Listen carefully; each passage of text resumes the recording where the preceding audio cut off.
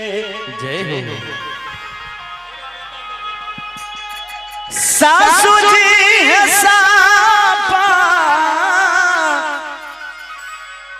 नाहे देखलियै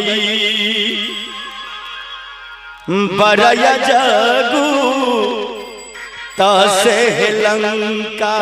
जय हो। लंका गढ़ डागा मगा डोलई है।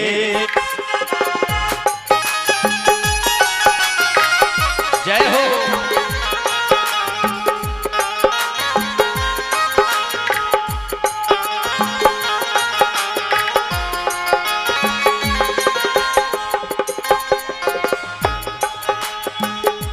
मछिया बैसाला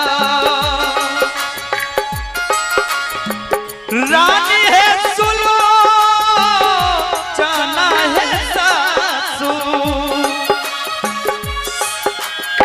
सासू से अनतिया करती न सासू। सासू से अनतिया करती नहीं। सासू जी है सापा नाहे देखलियै बरया जगू तसे लंका। लंका गढ़ डागा मगा डोलई है। सासू है सापा नाहे देखलियै बरया जगू तसे लंका। लंका गढ़ डागा मगा डोलई है।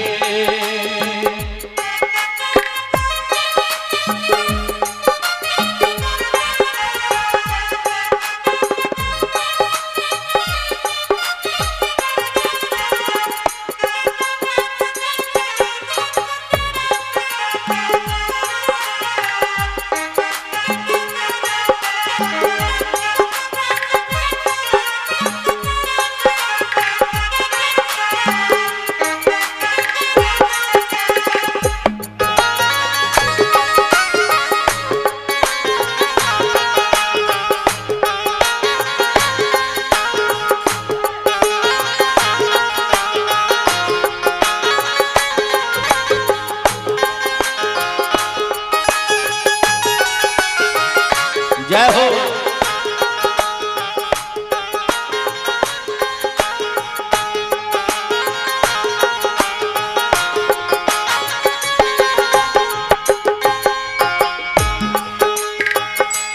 रानी सुलोचना जय हो। माता मंदोदर जी से कहे छथिन जे हे सासू माई जय हो। आज के रात हम सपना बहुत अद्भुत देखलो है। माता मंदोदर जी कहे छथिन जे हे कन्या आहा केहन सपना देखलो। हे से तू हे बांधा जय जय बांधा के दे हलौ हे सासू। सैना सब पारा उतरई है सासू जी। सैना सब पारा उतरई नहीं से तो है बांधा बांधो तो देखलौ है सासू। सैना सब पारा उतरई है सासू जी। सैना सब पारा उतरई नहीं। सासू जी है दूरा ही से कर जई बिरहन न से लंका। जय लंका गढ़ डागा मगा डोलई है। सासू है दूरा ही से कर जई बिरहनुमान न से लंका लंका का डगा मगा डोलई है।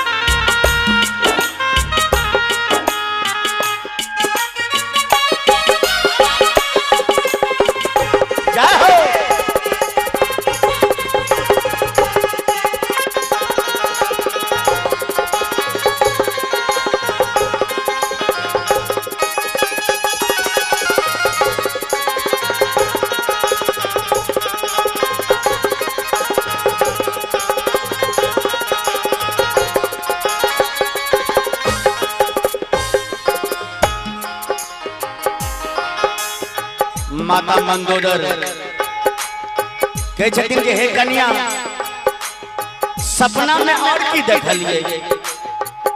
कहे छथिन कि हे माय आप हमरा नहीं कहल चाहिए।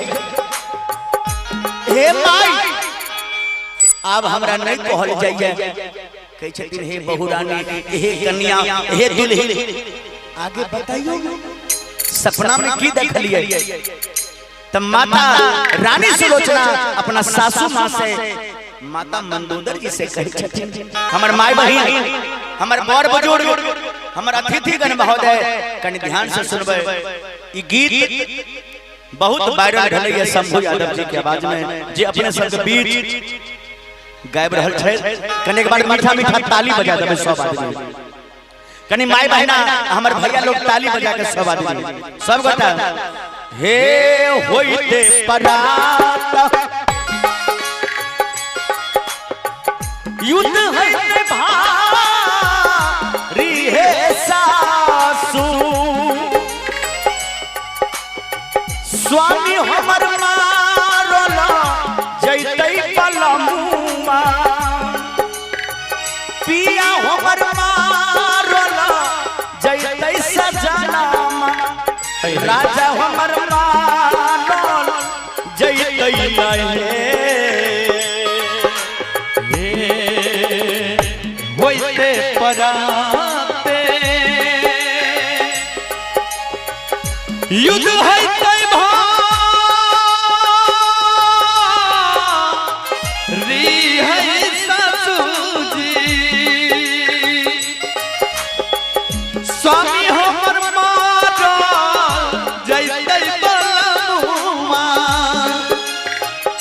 पिया हमर मारा जैतै नहीं सासू जी हे राजा करतै हे राजा। जय हो हे सासू जी आए सासू जी हे राजा करतै हे राजा।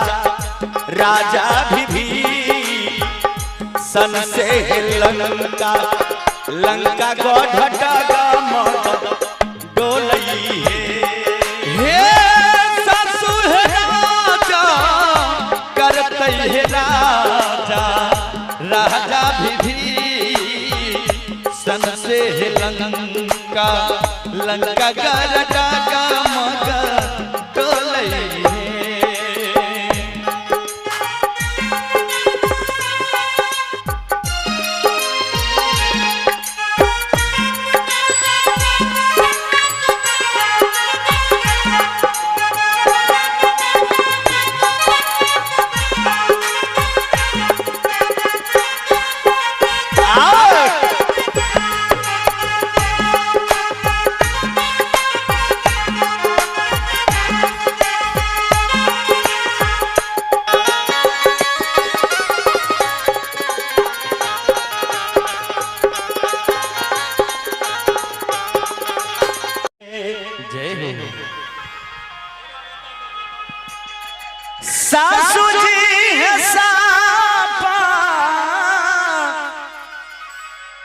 नाहे देखलियै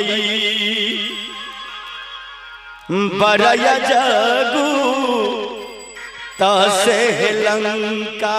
जय हो। लंका गढ़